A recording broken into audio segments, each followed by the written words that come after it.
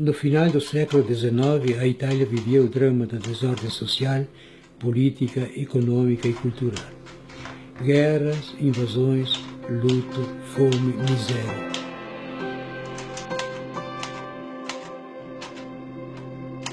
As mães estavam cansadas de sepultarem filhos nos quintais das casas. Era uma miséria total, não havia perspectiva de futuro. Foram longos anos, longos sermões nas igrejas, domingo, para tentar convencer aquelas famílias para mudarem de destino, para poderem dar aos seus filhos, às futuras gerações, uma vida um pouco melhor, de saírem daquela miséria. A decisão foi extremamente difícil. Então tu imagina, há quase 140 anos atrás, quando não se tinha informação nenhuma, eles terem que tomar essa decisão de atravessar o mundo e vir para um lugar. Eles não sabiam de Brasil, eles sabiam que era um lugar chamado América. Aqui a terra eram terras devolutas do Estado, aqui era mata, selva, né? E havia essa necessidade de ocupá-las. Então, a grande ganância, a grande vontade daqueles agricultores era ter terra própria. Então, se divulgava lá que aqui tinha terra abundante e boa qualidade. Depois de oficializada a imigração, eles venderam tudo o que tinham, não tinham nada praticamente, e abandonaram suas terras e vieram para cá. A despedida com quem ficasse lá era o seguinte: tchau, se vederemo del paradiso. Uma semana antes de partirem de lá, meu bisavô, Marco Valduga, ele tinha um vizinho chamado Juventino. Ele era surdo, mudo, mas ele era escultor. E uma manhã de novembro ele abriu a janela da casa e percebeu que a neve havia desenhado a imagem de uma santa no pico de um morro. Aí ele pegou um tronco de madeira e a esculpiu. E eu dei para o Valduga trazer. Ele escreveu um bilhete dizendo, isso ele não falava, dizendo que quando chegares ao Brasil, construam uma capela em sua homenagem e batize-a de Nossa Senhora das Neves.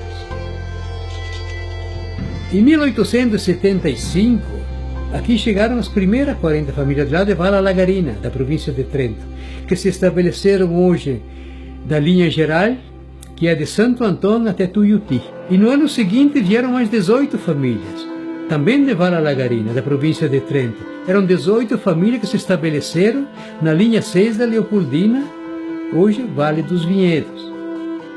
Chegaram os Valduga, os Festa, os Galvani, os Panos. Em 1877 chegaram os Zandonai, os Giordani, os Luci, os Angheben. A partir de 1910 começaram a chegar os Ventos e os Lombardos. Então eles partiram em novembro de 1876. Meu bisavô pegou a santa, colocou num saco de estopa e depois partiram. 15 dias depois de terem partido de Gênova, houve um temporal em alto mar. O vento agitou as ondas, a água entrou no navio e eles, percebendo que iam morrer todos afogados, como último recurso, meu bisavô, que havia guardado a imagem de Nossa Senhora, a tirou do saco e a colocou em cima de uma mesa. Aí o temporal acalmou. No dia seguinte subiu um frei que estava acompanhando os imigrantes que estavam no porão. Ele a batizou, ele disse que a batizasse em nome de Nossa Senhora das Neves. Daquele dia em diante ela ficou exposta no navio, até a chegada ao Brasil, que se deu 40 dias depois de terem partido de Gênova.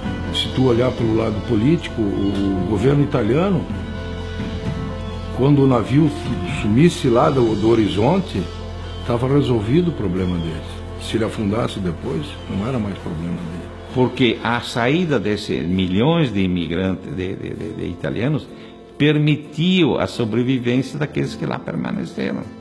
Quando chegaram em Porto Alegre, eles permaneceram 40 dias no galpão do imigrante, para se curarem dos piolhos e outros parasitas. Aí eles partiram de carroças e de Montenegro até aqui, são 90 quilômetros. Na época eram 90 quilômetros de mata virgem.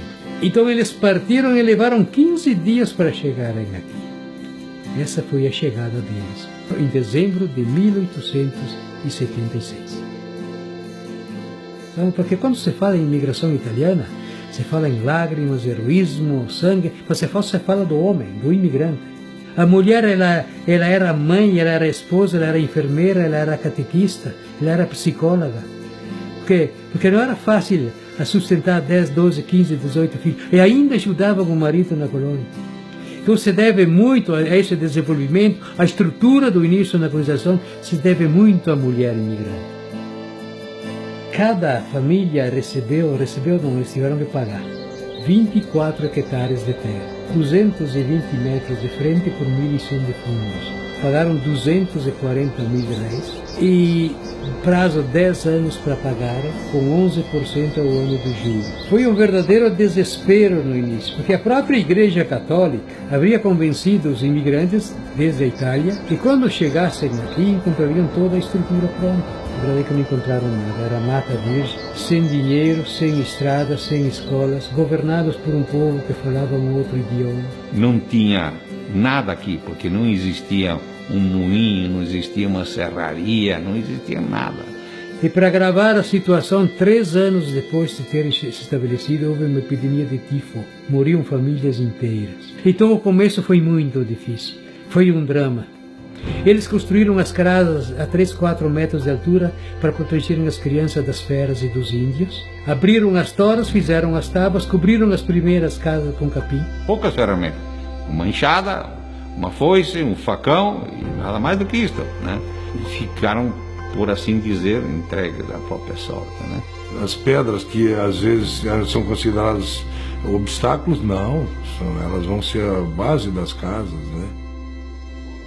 E meu bisavô, quando ele chegou, ele construiu uma capela de Nossa Senhora das Neves ao lado da casa. E antes de morrer, quando ele estava agonizando, ele chamou o irmão mais novo que lhe disse: eu vou morrer, mas se um dia vocês tiverem condições, construam uma capela maior para Nossa Senhora das Neves. Se passaram 20 anos, eles tiveram uma enorme dificuldades para se desenvolverem. O primeiro comércio eles trocavam com os tropeiros que vinham de Montenegro e cruzavam aqui, que iam até Santa Catarina.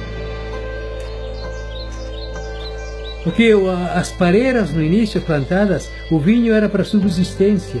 Ele era bebido como uma espécie de anestésico para a alma, para fazer frente ao grande desafio do início da colonização. Se não fosse pelo vinho e pela fé religiosa, eles teriam sucumbido todos. Havia chegado o momento de construir a igreja. Havia se passado 30 anos e nada de construir a igreja.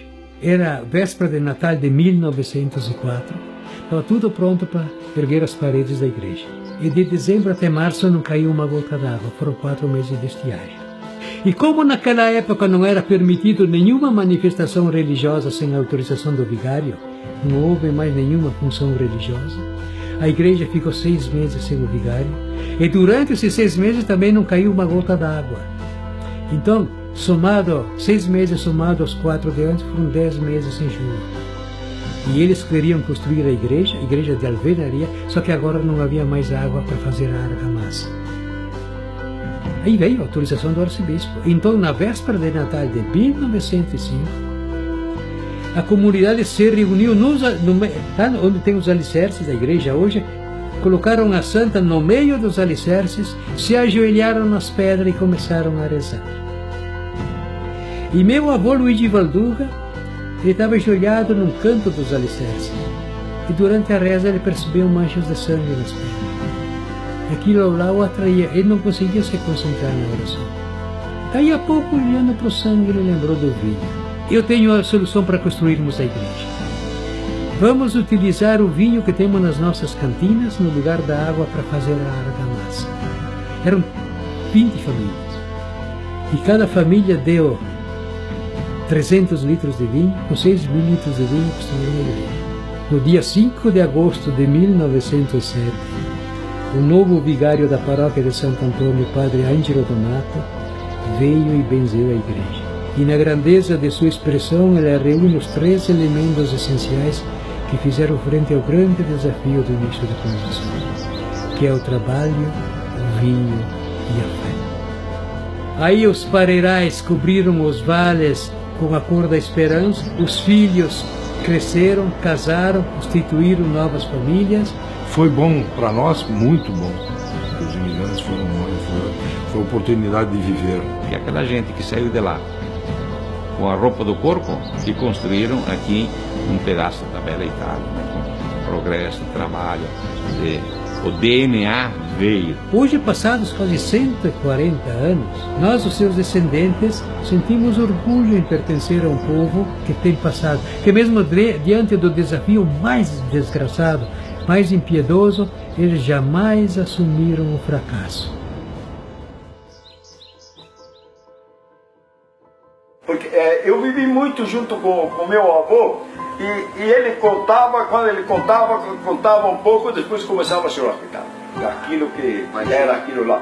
Depois do tempo que eles passaram no navio para vir para cá, né? Imagina. O que eles não devem ter passado. Então, tu vê, naquela época não precisava de dinheiro.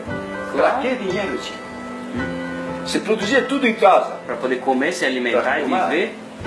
Tinha a vaca, tinha o porco, tinha a galinha, tinha a horta. Sim. Só para ver. Então hoje a facilidade e a beleza que se tem mesmo.